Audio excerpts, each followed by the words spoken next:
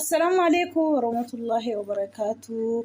الشمع هركفوني أكم جرتن نجاك أبدني فياك السنة جرتو إندين ناتشو سلام ناتشو الله شو وين ديت قياتشو ألن ها مشنا متأنا زاري بجزء ساون مشتو على سايتو دال متين على جين إند لما ده مالسنا إندين ناتشو نانت الله شو أنا فكأتشو من ده የታለሽ የተጠፋሽ አላላችሁ እንዴ? ምን ነው አትፈልጉም? እኔ አንተ በተብኩሞ እሱን ተው እንግዲህ ምን ይደረጋል አላችሁ። በተረፈ እንዴት ናችሁ እናንተ? አለን እንግዲህ እንዳያችሁ ነው እንግዲህ ጽግሽና ዳንሽ ዛሬ ዳኔ ታስሯል። ለምንድነው እኔ ታሰርኩኝ? አንቺ ለምንድነው መተሽ አልጠየቅሽም? ለምንድነው መተያተሽ አልጠየቅሽም ያለ ነው። እብድ ያለ ነው። ህር ባከራዩ ያለ ነው። ዳለ ጽግሻ ደግሞ አልሰማም አለች። አልሰማም እንግዲህ ዳኔ አልሰማችም። ምን ይደረጋል ታዲያ? ምን ላደርግ ነው የምትል እሷ አልሰማችም። አሁን ማናት ከሷ ነው የምትሰማ። ስሙ ጠፋብኝ ደግሞ ማናት እሷ ደግሞ እንግዲህ የጮኸባት ራሱ መጨረሻ ላይ ራሱን አንስታለች። አይዞሽ ጽግሽ።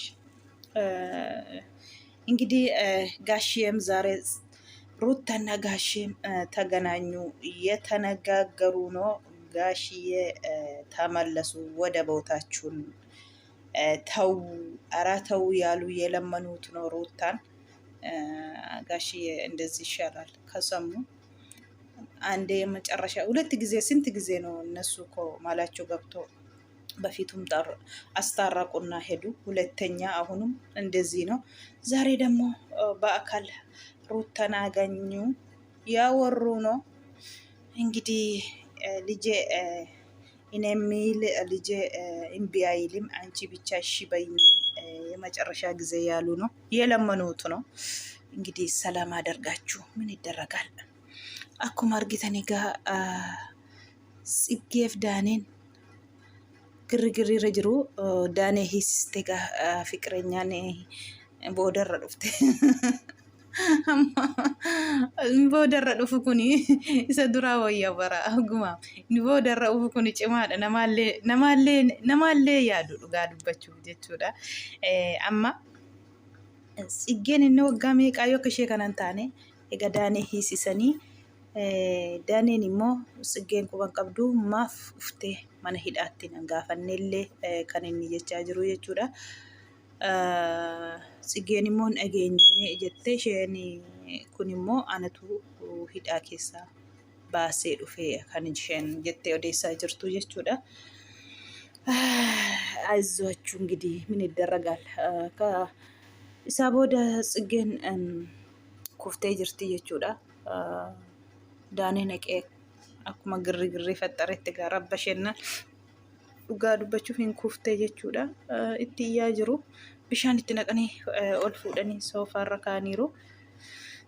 Baay'ee tokko nama gaddisiisa. Tsiggeen hin huqqatte dhugaa dubbachuuf wallaahi laazim daanii dhabuus hin dandeessinye. Daaniin immoo jireenya isaa keessatti rakkina guddaa isa mudate. Egaa kana jidduutti immoo tsiggeen rakkattee jirti dhugaa dubbachuuf. Baay'ee tokkotti gurraachotti dhugaa dubbachuu jaalala dhugaa rabbi jaalalli kun ani isheen nama gooniin jiru. Jaalala jechuun wallaahi amma kun dhufattee illee yaannee tsiggeeni. Daaniinis immoo aariin kun waa ariifachuun kana bara wallaahi laazim yeroo hundaa waa ariifannee waa gochuu fiigurra mee otoo obsa qabaannee aabanne bareedaadha waan hundattu wallaahi. Maaliif miila aariitii waa balleessuuf fiinna garuu immoo deebisne astakaakaluun immoo yeroo nutti fudhataa jechuudha. Balleessuun immoo daqiiqa tokko keessatti Garuu immoo astakakkaluuf waa tokko sirreessuuf jechuun gizee fudhata. Bu'aa baay'ee aarsaa baay'ee kaffalchiisaa jechuudha waan tokko. Kanaafuu namni daandii irratti argee waa hunda hin barumsa fudhata jedhee yaada. Waa ariifachuu irratti dhugaa rabbi. Wanti ariifatan tokko boodarra akka kana aarsaa nama kaffalchiisti dhugaa dubbachuuf. Wallaahi waa tokko aariitiin fiiguu miti. Dhaabatanii ilaalanii obsa qabaachuun barbaachisaa. Namni obsi waa guddaatti ba'a. Namni obsi bakka guddaallee ga'a jechuudha. Namni Daaniif Tsiggee ilaalee wallaahi barumsa fudhate jedhee yaada. Waa ariifachuun akka inni nama godhu amma inni nama miidhu dhugaa rabbi. Daaniin gizee sanatti ariitiitiin murteessee jechuudha. Amma immoo iddoo murteessee immoo akkatti keessaa bahuu dhabee rakkataa jira jechuudha. Tsiggeen illee inni illee jechuudha. Amma ofiisi rakkatee Tsiggeen illee rakkisaa jira jechuudha. Tsiggeen immoo na dhiisii jechaa jirti jechuudha. Garuu immoo waa waliin jammaranii jira. Waan wajjiniin dalagachuuf waan akka qalbii miti. Baay'ee tokko nama gaddisiisa. Garuu baay'ee tokko huqqattee baay'ee tokko yaada wanta asaabii ta'eef Tsiggeen akka duraa miti dhugaa rabbi. Baay'ee tokko huqqattee gurraachotee illee jechuudha. Baay'ee nama gaddisiisa dhugaa dubbachuuf.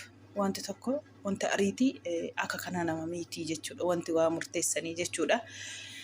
Maalumaafuu nagaa rabbi isinii haa fiduu booda irratti kuftee jennaan. Kanaan ol qabanii bishaanitti naqaa jiru. Cinqitii wajjiniin aarii wajjiniin waan baay'ee nama mudata waan baay'ee nama ragaa kanaati kanarra wal buusuudha jechuudha waa ariifachuuni. Namni viidiyoo isaanii ilaalee obsa akka godhatu akka waarraa baratuuf bareedaadha dhugaa rabbii. Uniin kun hin dandeenyu garuu otoo obsa otuma akka fe'ete obsatoo godhanni bareeda waa ariifachuurra nagaa isinii haa fidu jenna.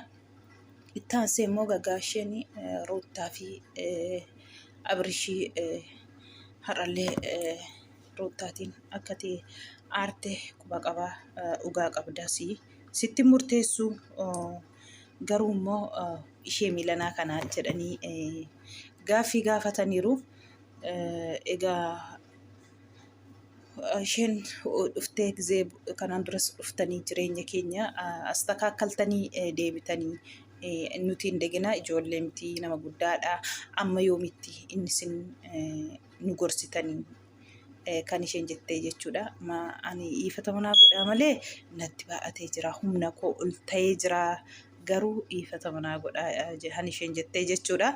Achi gaasheen immoo alatti dhiisii Abrishiin inni jecha koo irraa hin bahu jecha koo keessaa hin bahu ati bichaan ishee macarrashaa ishee miilanaa naa dhagee eshinaa jedhi malee kansa nan dhibu kan inni isaan jechaa jiranii jechuudha. Deebitee yeroo hunda kana gaasheetiin maal rakkistu quxurii nuti wallolluun quxurii miciqiciqiin jiruun gaasheetiin maa inni isin gaasheetiin waamtanii rakkistanii kan isheen jettee dutte jechuudha goddanyoota Abrishiitti. Kanaafuu amma daawwalee waama hin dhufaa hundaan astakakkalaa ati bichaan eshinaa jedhii akkati aartis beeka akkati dadhabdes beeka garuu immoo eshinaa jedhii ati bichaan malee waan dhibu miti mucaallee isatti agarsiisii kan isaan jedhanii kadhataa jiranii jechuudha. Kanaafuu ani isinii malee maaliin qabaa maaliif akkas taatu akka duraa keessanitti bootaa keessanitti duraan deebaa jedhaniiti ani isaan haasa'anii kadhataa jiranii jechuudha. Ruuttaan immoo aarii keessa wanta jirtuu fi miila aarii keessadha waan hundaayyuu dhiifama kan isaaniin jechaa jirtu jechuudha. Baay'ee tokko dhugaa dubbachuu fi gizee aarii keessa jiranii waan baay'ee balleessama beektanii waan baay'ee namatti hin fakkaatu miila aarii keessa jirtu waan haasoftanillee waliin beektanii jechuudha. Gizee teessanii akkas waa yaaddanii waan haasoftanillee bartuu jechuudha. Dhiifama jettee gizee dura isheenillee miila aariitiin kan isheen Abrishiitiin akka mucaan argine faa gootee waan baay'ee gootee jechuudha isheenillee. Amma dhiifama aareen jira jechaa jirti. Kanaafuu amma yoomitti jireenyi keenya amma yoomittidha kan isheen jechaa jirtu. Egaa isaan immoo ishee miilanaa kana eshinaa jedhii ati bichaan malee hansaan nan deebisaas waan hundaan hojjedha inni na jalaa hin bahu kan isaan jedhanii kadhataa jiranii jechuudha. Egaa Ruuttaan isaanitti duraan ጊዜ ሳናሳኒ ugaa dubbachuuf gadi jalaaluu sulus jetti waan haasoof turuuttaanii har'a garuu itti dedeebisti. Miila aarii haa ta'uun beeku itti dedeebisti beektanii dhugaa itti dedeebistii fi wallaahi amma yoomitti en gorsitu amma yoomitti nutti himtu amma yoomitti nuti ijoollee miti kanaa booda amma yoomitti namni numarraa kan isheen jechaa jirtu jechuudha. Baay'ee tokko ulfaata dhugaa dubbachuu fi ilmoo abbaan ilmoo malee ijoolleen ilmoo malee guddachuun illee ulfaata garuu ልጄ እንደዛ ወደ እልባት ላይ ነይ፣ ወደ እልባት ላይ በቃ ወደ መጨረሻው ላይ ነይ። እንዴ እኔ ማለኝ ያለ እናንተ ማለኝ ከእግዚአብሔር ጋር እናንተ ናችሁ እና እናንተን ነው ማየው። ደካማ ጎኔ ሁሌም ማውቆ ይመጡብኛል እነሱ አይደለም ግን ጋሽዬ እኔ አሁን እርሶ እዚህ ቆመው ብዙ ነገር ብለውኛል። ያው ከዚህ በፊትም ብዙ ነገር ተነጋግረናል ግን ጋሽ